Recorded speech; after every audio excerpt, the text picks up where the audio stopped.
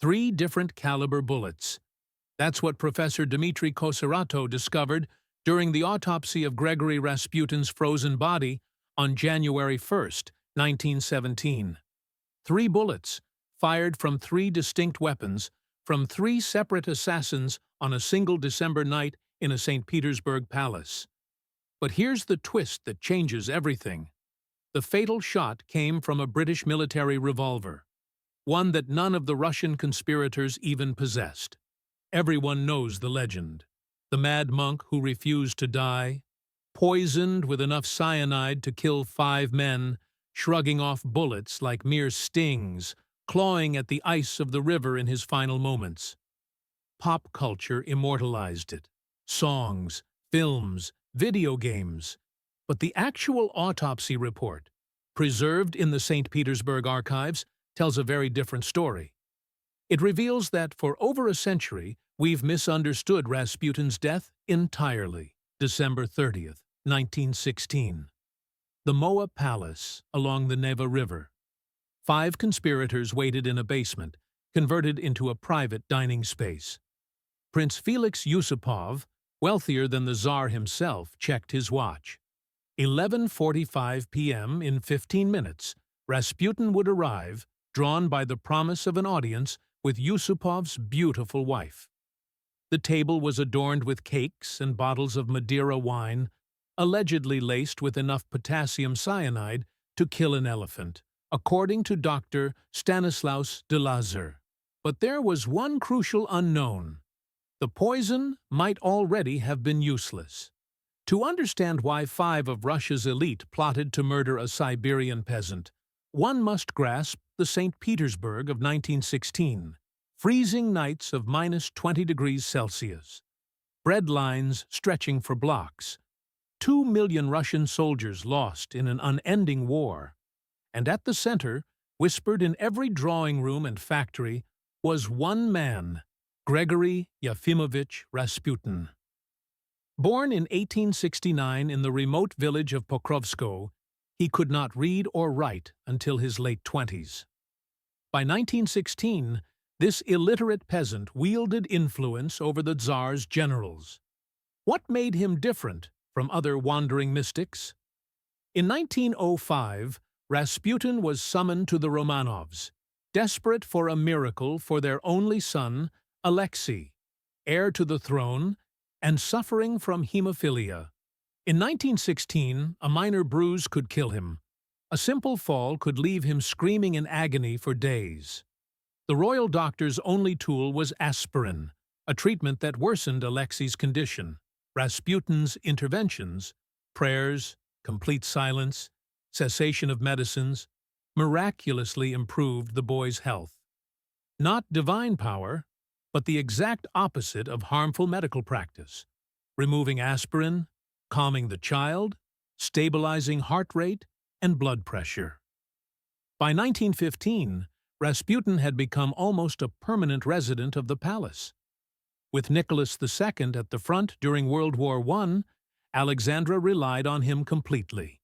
But Rasputin had already survived one assassination attempt, revealing a strange resilience. In July 1914, a woman named Kayonia Goose attacked him with a 15-inch dagger.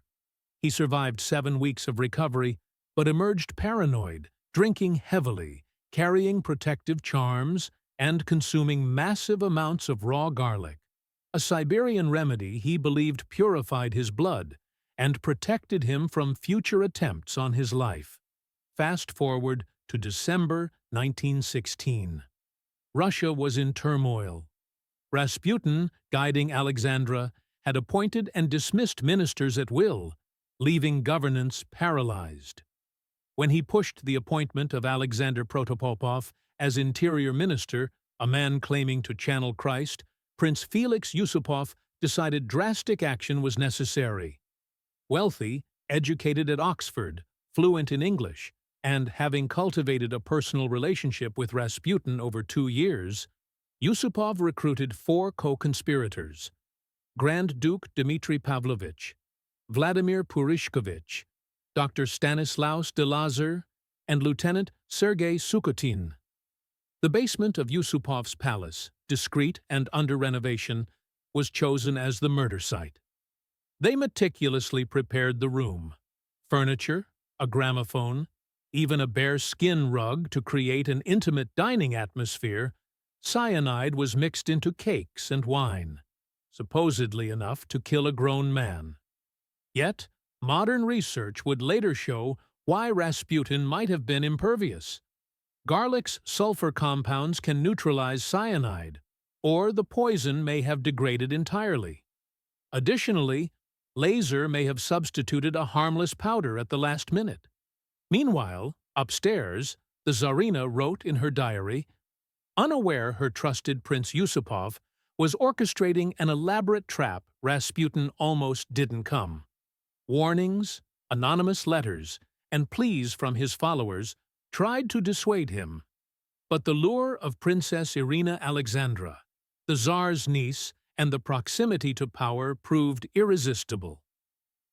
At 11:30 p.m., Yusupov arrived at Rasputin's apartment in an official car, reassuring him. Dressed impeccably, Rasputin was ready for the evening's deception. By midnight, he entered the warm basement. Cakes and wine awaited. Music echoed faintly, played by conspirators to simulate. According to Yusupov's later memoirs, Rasputin initially refused the cakes.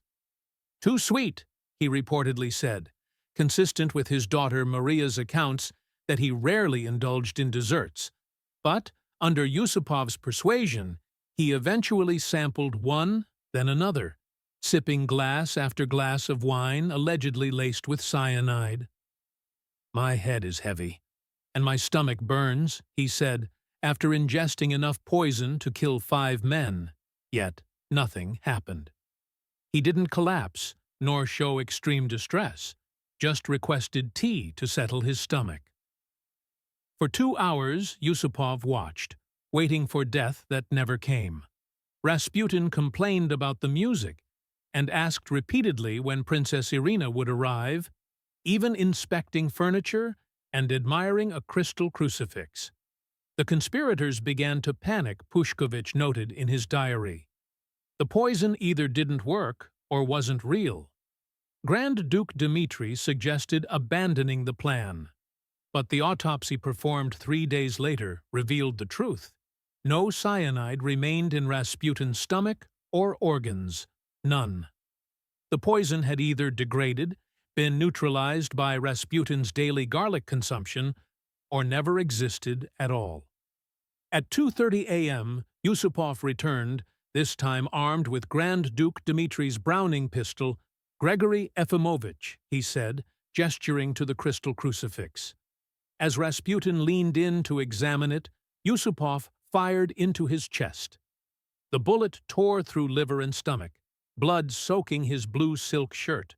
Rasputin collapsed, screaming, apparently lifeless. The other conspirators rushed in. Dr. Laser checked for a pulse, pronounced him dead. They turned off the lights, locked the basement, and went upstairs to plan the body's disposal. Half an hour later, Yusupov returned alone. To the astonishment of even skeptics, Rasputin was conscious. Adrenaline had revived him. He lunged, tearing Yusupov's shoulder, foaming at the mouth, then staggered toward the courtyard. Blood flowed freely from his wounds. His shirt was soaked crimson. Pushkovich fired 3 shots, the third hitting Rasputin in the kidney. He collapsed face first, but continued crawling. Yusupov and the others joined in with clubs, causing blunt force injuries, including crushed testicles and a swollen right eye. The autopsy revealed 3 gunshot wounds, not 2. The fatal shot, in the forehead with powder burns, was fired at contact from a .455 caliber British Webley revolver. Neither Yusupov's Browning nor Pushkovich's weapon matched this caliber. Oswald Rea, a British intelligence agent and Yusupov's Oxford friend, was present but omitted from memoirs. British operatives had every reason to eliminate Rasputin, fearing he would push Russia toward a separate peace with Germany. The forensic evidence points to a professional execution shot by Rhea. By 4 a.m., the conspirators wrapped Rasputin in heavy cloth, loaded him into a car, and drove to the Malaya Neva River. In the pre-dawn darkness, they mistakenly ended at the Bolshoi Petrovsky Bridge. The ice had a hole from earlier construction work, perfect for disposal. Rasputin was lowered into the icy water, wrapped in curtains. Pushkovich, in haste, threw Rasputin's coat after him, a crucial error that led police directly to the body the next morning. For over a century, myths obscured the reality. Legends claimed Rasputin survived poison, bullets, even drowning. Professor Cosarato's autopsy destroyed these claims. No poison in the body, no water in the lungs, death caused by the forehead gunshot. The position of his arms was explained by rigor mortis, not an attempt to escape. The imperial family reacted in shock. Nicholas II reportedly said, "I am ashamed before Russia that the hands of my relatives are stained with the blood of a simple peasant." Alexandra, grief-stricken, kept Rasputin's blood-stained shirt as a holy relic. The conspirators faced almost no consequences. Yusupov was exiled, Dmitri sent to Persia. Others remained unpunished. Rasputin's myth grew through Yusupov's sensationalized memoirs, Perishkovich's diary, and pop culture. Films, disco songs, video games, and comics portraying him as immortal or supernatural. Yet the truth, confirmed by forensic evidence and modern science, is more compelling. A human who manipulated desperation, exploited psychology, and survived by accident and physiology, finally eliminated by political necessity and professional execution. Scientific explanations clarify the so-called poison immunity. Garlic's sulfur compounds neutralized cyanide. Sugar in cakes reduced toxicity. Poor storage conditions may have rendered potassium cyanide harmless. Modern studies confirm these mechanisms, proving Rasputin's survival was biological, not mystical.